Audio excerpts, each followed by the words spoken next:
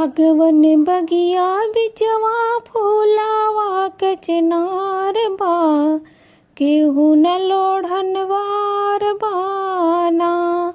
भगवन बगिया बिचवा फूलावा कचनार बा, केहू न लोढ़नवार बाना। फूलवा लोढ़े अंतरयामी जिनकर पर्वती हई रानी।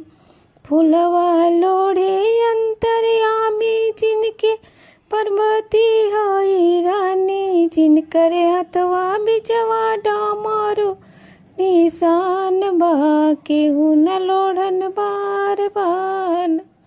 जिनके हथवा बिचवा डामरू निशान बा, केहू न लोढ़न बार बाना। भगवन बगिया बिचवा फूलावा कचनार बा, केहू न लोढ़न बार बाना। फूलवा लोढ़े अंतरयामी लक्ष्मी आई जिनके रानी। फूलवा लोढ़े अंतरयामी लक्ष्मी आई जिनके रानी।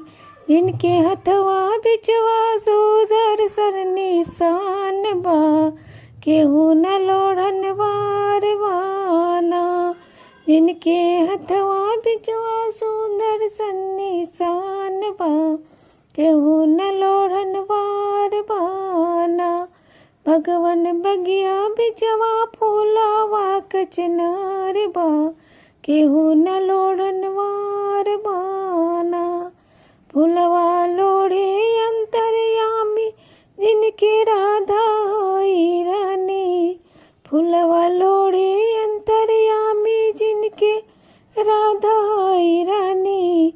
जिनके हथवा बिचवा मुरली निशान बा, केहू न लोढ़न बार बाना।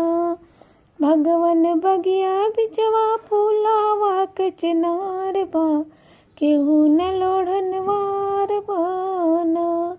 फूलवा लोढ़े अंतरयामी जिनके सीता हई रानी। जिनके हथवा बिचवा धनुष निशान बा, केहू न लोढ़न बार बाना। जिनके हथवा बिचवा धनुष निशान बा, केहू न लोढ़न बार बाना। भगवन बगिया बिचवा फूलावा कचनार बा, केहू न लोढ़न बार बाना।